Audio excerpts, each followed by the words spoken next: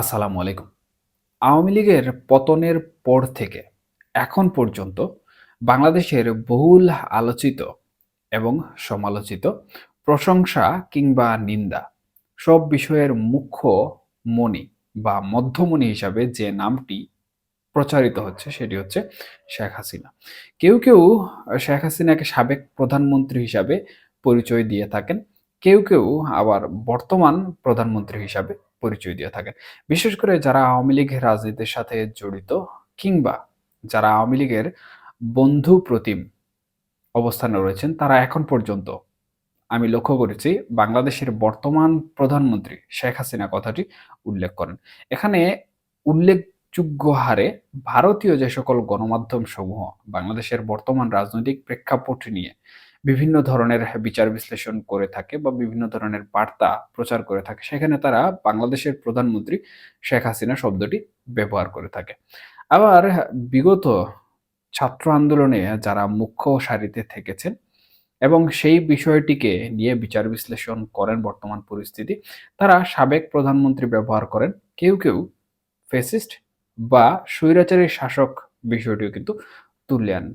তবে যে যেভাবেই সম্বোধন করুক না কেন বা যে যেভাবেই আলোচনা সমালোচনা করুক না কেন, মধ্যমণি কিন্তু এই ৭ থেকে ৮ মাসের মধ্যে এখনো সেই শেখ হাসিনাই রয়ে গেছেন।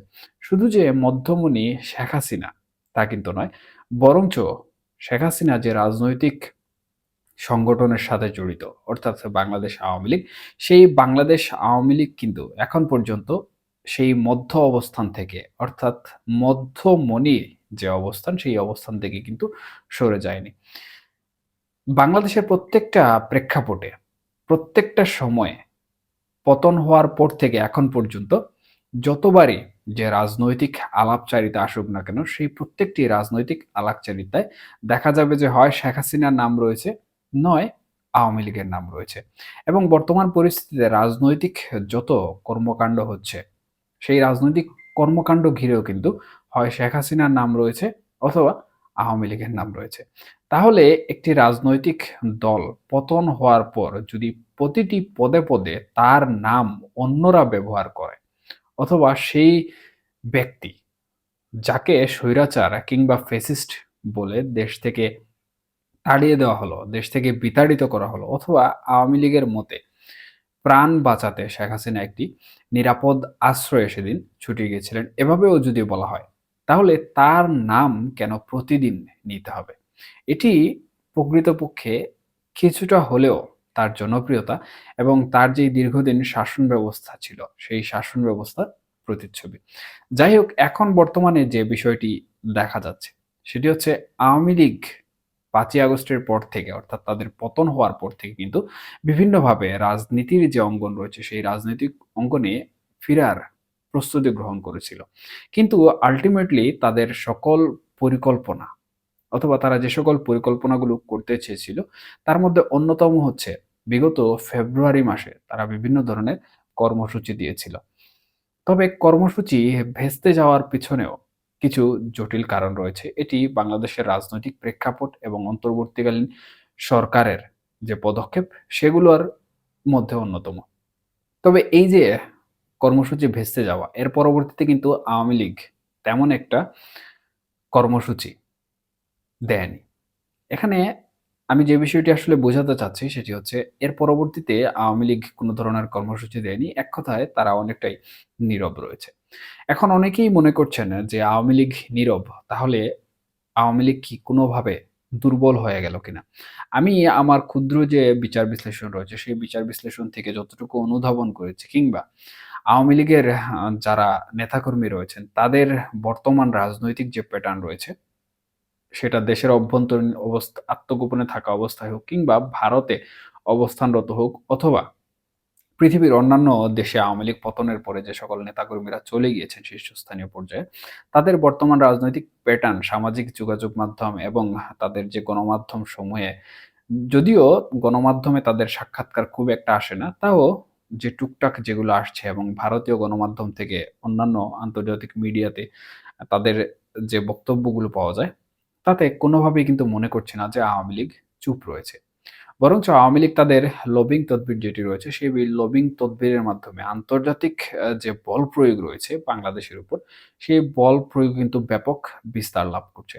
এবং বিগত ১৫ বছরের শেখ হাসিনার যে কূটনৈতিক সম্পর্ক রয়েছে, সেই কূটনৈতিক সম্পর্ক কিন্তু শেখ হাসিনা এখানে কাজে লাগাচ্ছেন। এছাড়াও যারা আওয়ামী লীগের শীর্ষস্থানীয় পর্যায়ের অনেক বড়, বড় পর্যায়ের নেতা, তারাও কিন্তু তাদের যে কূটনৈতিক সম্পর্ক রয়েছে, রাজনৈতিক যে দক্ষতা রয়েছে সেটিকে কিন্তু কাজে লাগাচ্ছেন। যার ফলশ্রুতিতে কেউ মনে করছেন যে আওয়ামী লীগ পুনরায় ক্ষমতায় ফিরে আসবে। সেটি হতে পারে আওয়ামী লীগ লক্ষ জনতার মাধ্যমে, অর্থাৎ তাদের যে নেতাকর্মী রয়েছে, তাদের মধ্য থেকে লক্ষ নেতাকর্মী ঢাকায় আসবেন।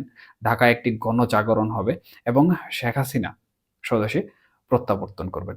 আবার কেউ এটিকে অনেকটা জল্পনা-কল্পনার সাথে তুলনা করছেন এবং তারা মনে করছেন আওয়ামী লীগ বর্তমানে যে সকল লবিং তদবির করছে, সেই সকল লবিং তদবিরের মাধ্যমে আওয়ামী লীগ একটি রাজনৈতিক লেভেল প্লেইং ফিল্ড তৈরি করতে চাচ্ছে। যদিও এখন পর্যন্ত আমাদের অন্তর্বর্তীকালীন সরকার নিরপেক্ষ ভূমিকায় যায়নি। সেই হিসাবে আওয়ামী লীগ নেতাকর্মীরা কিছুটা বিভ্রান্তির মধ্যে রয়েছেন।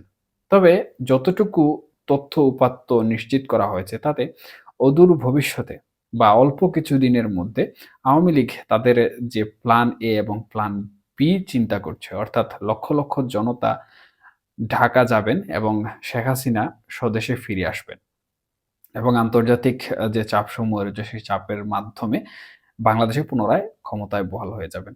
এবং দ্বিতীয় যে বিষয়টি রয়েছে সেটি হচ্ছে লেভেল প্লেইং ফিল্ডের মাধ্যমে রাজনীতিতে অংশগ্রহণ করার যে প্রক্রিয়া, সেই পরিকল্পনা বা সেই প্রক্রিয়া বাস্তবায়নের চেষ্টায় বর্তমানে আওয়ামী লীগ লিপ্ত রয়েছে। তবে এরই মধ্যে কিন্তু শেখ হাসিনা রাজনীতি বা রিফাইন্ড আওয়ামী লীগ নিয়ে বিভিন্ন ধরনের কথাবার্তা আমরা শুনছি। অনেকেই বলছেন যে শেখ পরিবার, এমনকি আওয়ামী লীগের বর্তমান সভানেত্রী শেখ হাসিনাকে বাদ দিয়ে আওয়ামী লীগ রিফাইন্ড হবে এবং বাংলাদেশের রাজনীতিতে ফিরে আসবে। যদিও আওয়ামী লীগকে নিষিদ্ধ করার বিষয় নিয়ে আমরা দেখেছি অন্তর্বর্তীকালীন সরকার এবং বৈষম্য বিরোধী ছাত্র আন্দোলন তথা জাতীয় নাগরিক পার্টি এবং অন্তর্বর্তীকালীন সরকারের প্রধান উপদেষ্টা মোহাম্মদ ইউনূসের সাথে নানা ধরনের দ্বন্দ্ব সৃষ্টি হয়েছে। এবং একই সাথে বাংলাদেশ সেনাবাহিনীর সাথেও কিন্তু এই বিষয়ে নানা ধরনের জটিলতা তৈরি হয়েছে বা জটিলতা দেখা গিয়েছে। যদিও পরে আনুষ্ঠানিকভাবে এই বিষয়গুলো মিটমাট হতেও আমরা দেখেছি। তবে অনেকেই মনে করছেন যে এখানে শেখ হাসিনা বাদ যাবেন বা শেখ হাসিনা বাদ গিয়ে অথবা শেখ পরিবার বাদ গিয়ে আওয়ামী লীগ রিফাইন্ড হয়ে বাংলাদেশের রাজনীতিতে ফিরে আসবে। তবে আওয়ামী লীগের শীর্ষস্থানীয় নেতৃবৃন্দ যারা রয়েছেন তারা বিদেশে অবস্থান করে এই বিষয়টি কিন্তু নিশ্চিত করেছেন যে এখানে রিফাইন্ড হয়ে, অর্থাৎ আওয়ামী লীগের শেখ হাসিনা যিনি রয়েছেন উনাকে বাদ দিয়ে আওয়ামী লীগ কোনোভাবে রাজনীতিতে আসবে না। অর্থাৎ স্পষ্টভাবে তারা এটি বলেছেন যে আওয়ামী লীগ রাজনীতি করবে শেখ হাসিনার নেতৃত্বে এবং শেখ হাসিনা যতদিন রয়েছেন তিনি যদি প্রধানমন্ত্রী হতে নাও পারেন তাহলে উনি আওয়ামী লীগের সভানেত্রী হিসাবে থাকবেন।